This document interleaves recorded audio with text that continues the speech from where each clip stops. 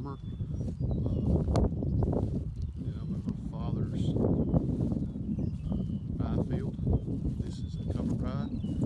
This particular field was in rye for seed and double crop beans. You can still see a little bit of the last year's rye in better places.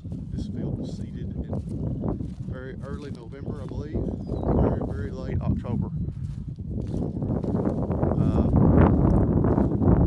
Got very good growth.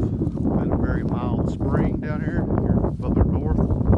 All our winters are mild to you, but got some really good growth. Don't have really any washout spots.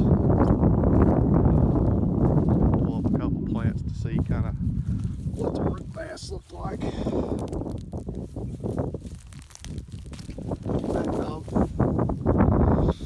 There's a pretty good chunk of rye. That's what it yanked up by itself. This particular rye is rustic, and it's not as much pronounced here, but there's a few places in the field. I was pulling some tests earlier where it have the supposed dreadlock effect. The roots were hanging on to the, it's a little bigger.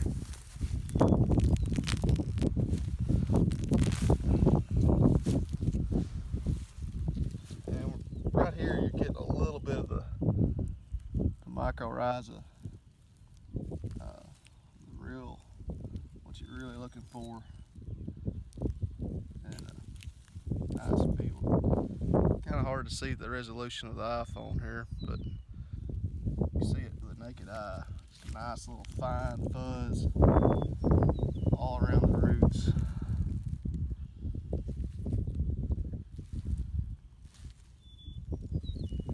I destroyed a lot of it already.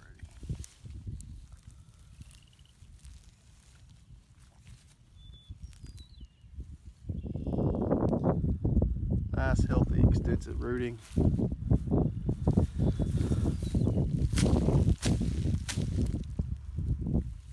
Nice fibrous roots. This stuff really makes a nice, firm seedbed. I'm walking out here not even marring.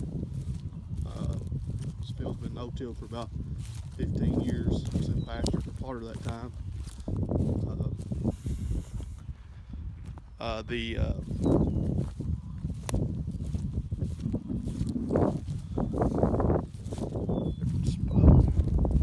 Kind of targeted some of these bigger rye. Give you a scale the size of the plant. It's about as tall as the widest span of my hand, and probably 8 inches.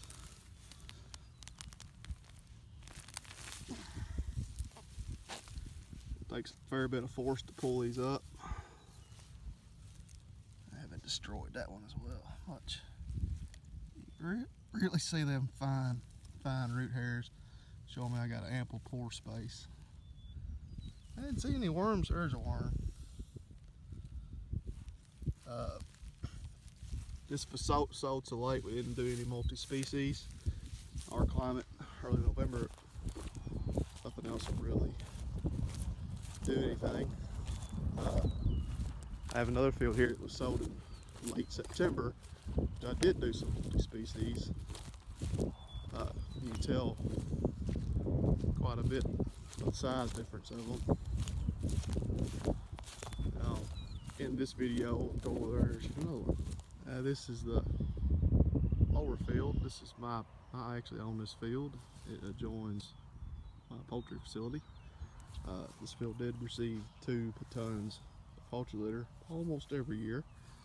It was in pasture for a bit when I first bought the place, and we decided to start row cropping these fields. I did multi-species this. There's some crimson clover, a turnip that did survive the winter, a radish that did not. I also had oats in this field. It's why the rye appears to be thinner. It may be hard to make it out to the eye, but I did this by design. I also grazed it a little bit in the fall with some sheep. I have a little bit of waste ground around my house that's not farmable. And I decided to put some sheep in there, and I do run them through here. The rye that is larger than over there, this is planted September 25th. As you can see, this has a larger root mass. You can see a few more worms there. This rye is doing what we notice a rustic to do. It puts a very dense layer, this is the top, not the underneath. There's the green foliage. It'll have a spiderweb, cheesecloth look effect. And we think this is where we get a lot of our weight bearing traffic holding. That particular layer that I pulled was very shallow. It was only a couple inches thick and probably a square foot, and I had two nice earthworms once you yanked up. You can see that dense fibrous root system that rye has.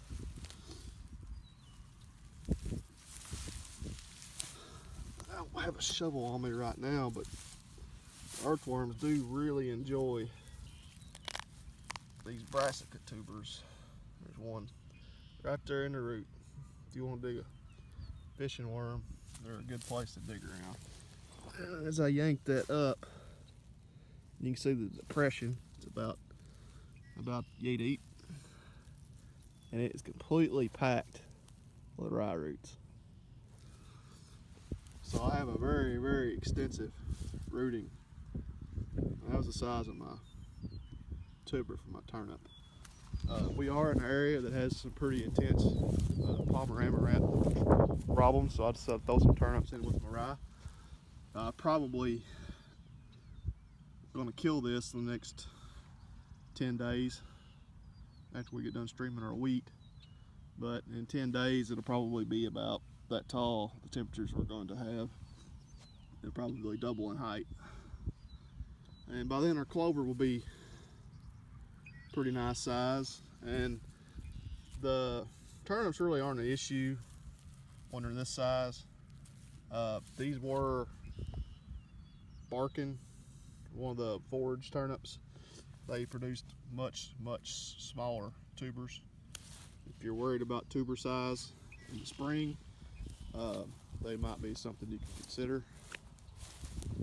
They did pretty well. I had some other ones planted, some purple tops planted much later, and that controlled their tuber size. You can see a nice little mix. It's hen bit. It's never really been a problem for us. About a couple days at 80 degrees, it'll pretty well die off anyway. Some nice little turnips that made the winter. A little bit of clover, a little bit of rye, and very similar. There actually isn't much difference in height where I grazed this because I had such low grazing pressure.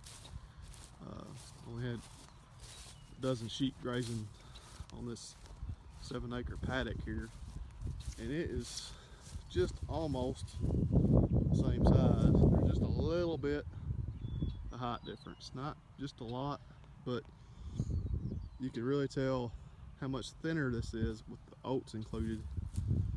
And I didn't really push a super high forage rate. I just pushed a normal stocking rate and just kind of took what I could. It's a really big chunk of rye right here. Yeah, it gets better than a square foot pulling up. And there's one worm there, one worm crawling on the ground there, another one right there, another one there, another one there. So that's at least 5 that I can see, about a square foot. So we're starting to get a healthier soil.